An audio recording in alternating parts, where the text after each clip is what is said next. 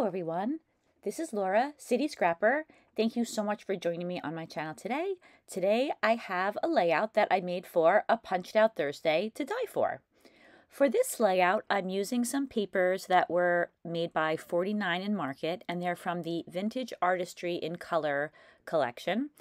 I'm using two different pattern papers. The one on the right is approximately 7 inches, and the one on the left is a little bit more than 5 inches. I wanted a small amount of the paper to overlap. I'm going to be using this 4x6 inch photo. This is a photo of my family and my sister's family, and we have a tradition of going out on Mother's Day. We've gone to the same restaurant for several years, and it was interrupted a little bit because my daughter graduated from college on Mother's Day weekend one year, and then COVID hit after that. But we're back on track again, and we like to celebrate Mother's Day together. The two papers that I used for the background, they're very similar in the color palette that they have. So I went back with the Distress ink and I inked the edge of one of the papers so that there would be a little bit more separation between those pieces of paper. Now I'm taking a number of die cuts, and I'm adding the Distress ink and Vintage Photo to all of those. I have a little collection of dies that I keep separate from the rest of my dies, and I use them when I'm making pages, and I pulled a number of those dies, and I'll talk about which ones I used as we go along. I backed the photo with some white cardstock, and then I used the dauber to ink the edges. And I'm mounting the photo again on this dark blue paper. I thought that since the dark blue paper was the most noticeable paper, I wanted the photo to be backed with it so the photo would be noticeable. I have a banner that I cut out using one of my dies that I put behind the photo. And then I used a strip of paper and a Martha Stewart punch, and I punched out that scalloped border that I just placed on the layout, and I didn't have a long enough piece, so I just cut it out in two separate pieces.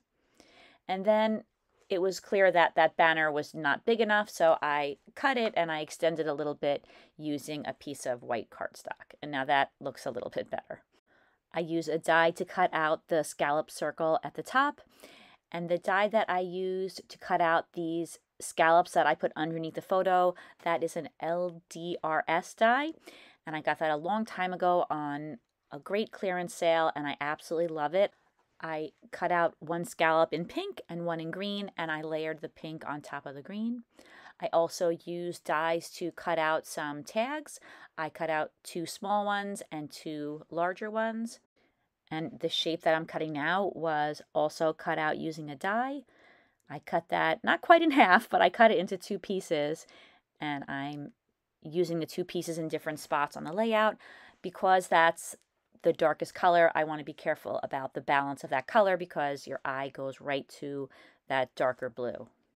Now I have an idea of where I want to place all of these elements, so I begin using ATG adhesive and attaching them all together. So for this layout, I'm going to just have the one very large cluster, and that's going to be placed slightly to the left of the background. And then I have the 2 tags that are on the right, and those are going to make up a smaller cluster. I'm including a square that I use a die to cut out, and that's in the dark blue color, so that way I have some dark blue in that cluster too, to keep the page balanced. I attach down that tag cluster, and then I attach the circle to the back of the large cluster, just in case I want to move it around. I don't end up putting any mixed media on the background, but I always like the clusters to be removable from the page until I'm sure that I'm happy with the background and that I'm not going to add anything. I add a very thin strip of pattern paper right underneath the photo, and I really like the addition of thin strips of paper. I think that it adds a nice smaller detail, and it's so easy, and it's just a piece of pattern paper. So I like to do that when a lot of the elements on the page are rather big. So I pieced together a whole bunch of different colors of foam to pop up that whole cluster. And now I'm putting some adhesive on the back of the cluster, and there was a little spot that I seem to have forgotten. So I'm going back in and adding a little bit more foam. I just had a whole bunch of small pieces in my drawer, and I thought I might as well use all of those up. And now I attach the cluster and that circle to the background. I'm going to work on my title now, and I'm going to call this layout Together. And in the past, I would have thought that this was somewhat of a generic title, but since the pandemic, I look at things a little differently, and this word together means a lot more than it did before. I think it's always great if you can get something positive out of something that's not so positive. And I think an appreciation for the fact that I can be with my family is one of those things that has definitely come out of this ordeal that we've all been through. So I cut the title out 4 times, 3 times out of some thick white cardstock and once out of that dark blue pattern paper, and I glued all the layers together with, of course, the pattern paper on the top. And I was very careful that they weren't offset and that everything was lined up.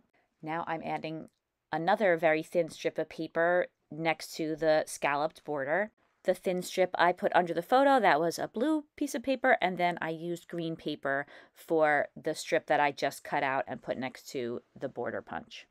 I'm going to be adding some leaves to the layout, so I'm using an Ellentina cutting die, and I got this from Tessler Crafts. I'm using some Distress Oxide in bundled sage and shabby shutters, and I'm inking each of these leaves with those 2 colors. I wanted to add some white to the layout, so I cut a number of these very thin branches from some white cardstock, and I'm going to leave them white, but I'm covering them with some Bow Bunny glitter paste in the color Sugar, which is just a clear glitter paste, and it just makes the paper nice and shiny and glittery. So I continue adding the glitter paste to all of these branches. I add some photo corners to my photo, as I usually do.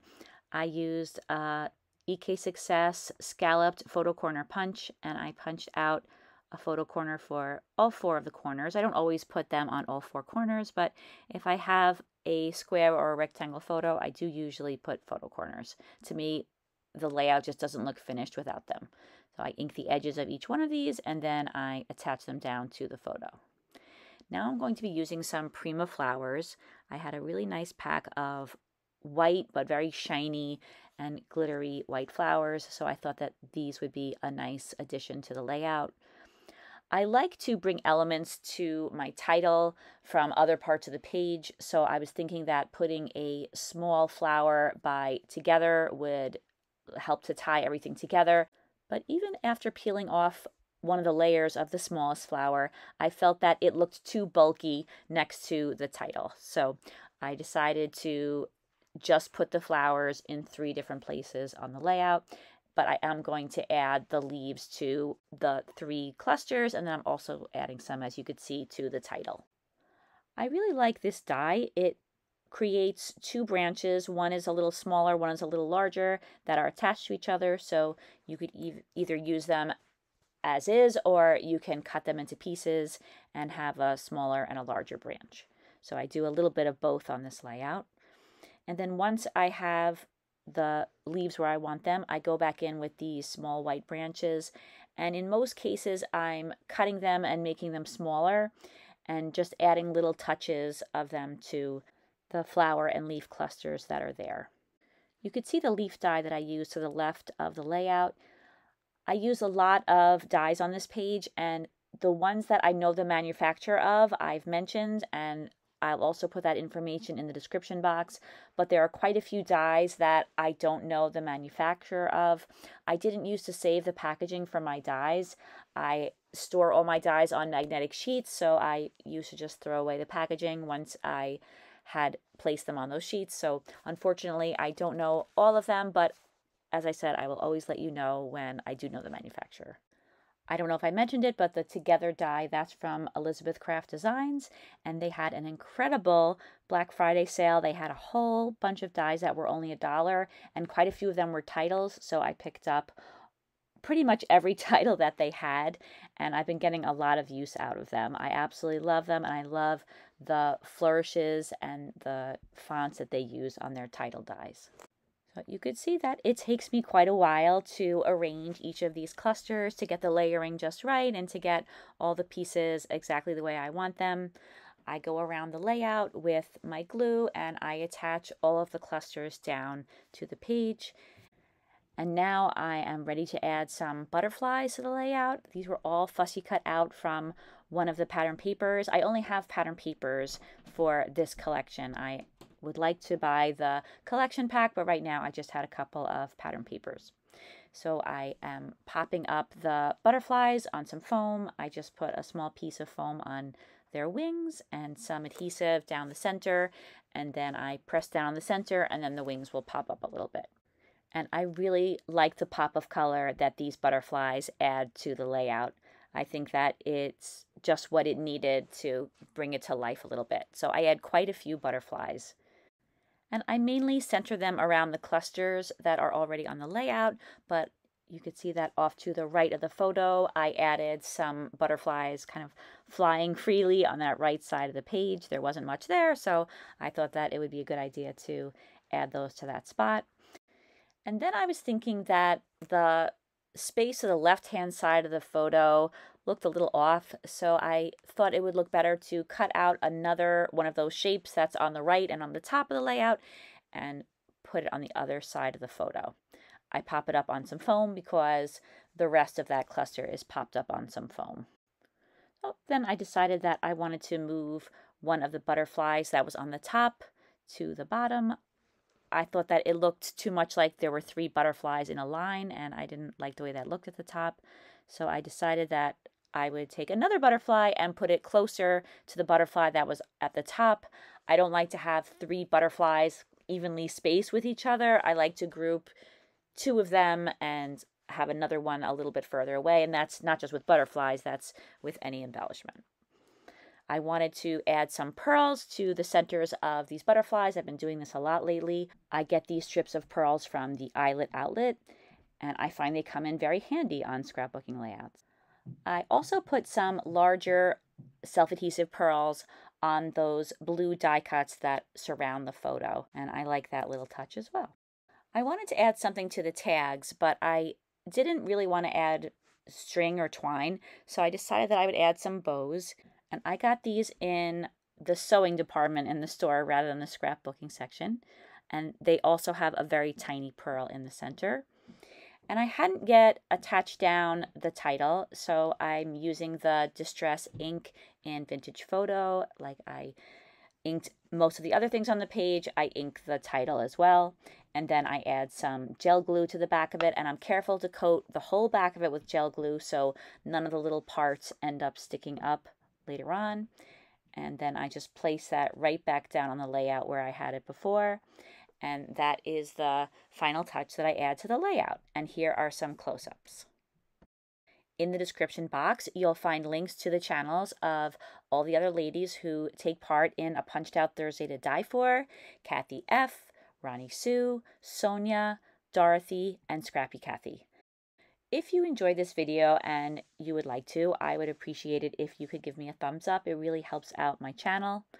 I hope that everybody got a little bit of inspiration today, and you will certainly get a lot more inspiration when you check out those other channels.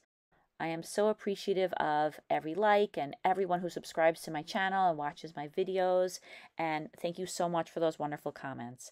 I'll see you next week for another Punched Out Thursday to Die For. Take care. Bye-bye.